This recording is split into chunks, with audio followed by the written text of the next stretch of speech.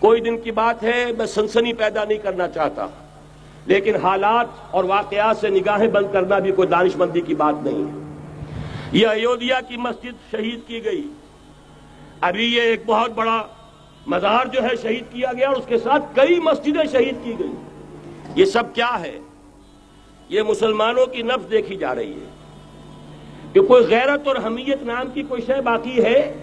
اسی طرح ایودھیا کی مسجد، اب چرار شریف، اور یہ کوئی دن کی بات ہے کہ اب مسجد اقصی کا نمبر آیا کہ آیا، اس کے لیے پوری تیاریاں ہو چکی ہیں۔ یروشلم کا مشرقی حصہ خالی کرایا جا چکا ہے، اس کے اندر اب پورا تسلط یہودی کر رہے ہیں، یہاں تک کہ اب کے یاسر عرفات صاحب نے بھی کچھ نہ کچھ جو ہے احتجاج کی بات کی ہے، حالانکہ اب تک ہر بات مان کر منقار زیر پر تھا، لیکن یہ کہ ایک وقت آتا ہے آخر کار اسے بھی کچھ بولنا پڑ گیا ہے۔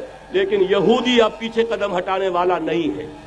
ان کا تھرڈ ٹیمپل، تیسری مرتبہ ہیکل سلیمانی تعمیر ہونا ہے۔ نوٹ کر لیجئے، ان کے لیے وہ وہی کچھ ہے جو ہمارے لیے کعبہ ہے، ان کے لیے ہیکل سلیمانی بالکل وہی حیثیت رکھتا ہے جو ہمارے لیے کعبہ۔ وہ ہیکل سلیمانی ایک مرتبہ پہلے نبوکدنضر کے ہاتھوں مسمار ہوا، پھر سن 70 عیسوی میں ٹائٹس کے ہاتھوں مسمار ہوا، سن 70 کے بعد آج 1995 میں کتنے برس ہو گئے؟ پورے 1925 برس ہو گئے کہ ان کا کعبہ زمین بوس پڑا ہوا ہے۔ اب تک تو ان کا بس نہیں تھا، اب تو بس ہے کہ نہیں؟ اب ان کی حکومت ہے کہ نہیں؟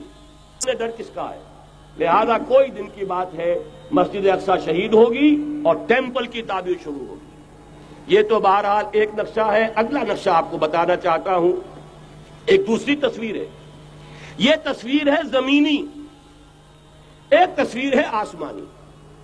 وَمَكَرُوا وَمَكَرَ اللَّهُ وَاللَّهُ خَيْرُ الْمَاكِرِينَ۔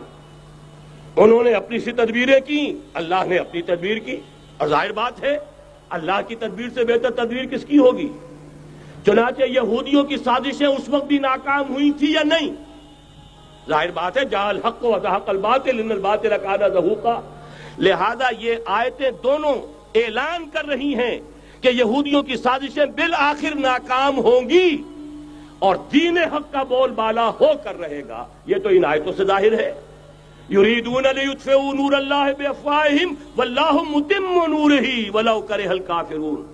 یریدون ان یطفئوا نور اللہ بافواہہم ویابى اللہ الا یتم نورہ ولو کرہ الکافرون۔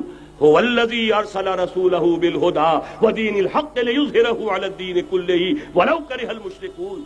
اللہ نے تو بھیجا ہی ہے اپنے رسول کو اس فیصلے کے ساتھ اور یہ ذمہ داری اور مشن دے کر کہ جو دین حق آپ کو دے کر بھیجا جا رہا ہے اسے غالب کیجئے، نافذ کیجئے، قائم کیجئے۔ اس مشن کے ساتھ بھیجا جا رہا ہے۔ قرآن کہتا ہے ببانگ دہل وَمَا أَرْسَلْنَاكَ إِلَّا كَافَّةً لِلنَّاسِ بَشِيرًا وَنَذِيرًا۔ اے محمد صلی اللہ علیہ وسلم، ہم نے نہیں بھیجا ہے آپ کو مگر پوری نوع انسانی کے لیے بشیر اور نذیر بنا کر۔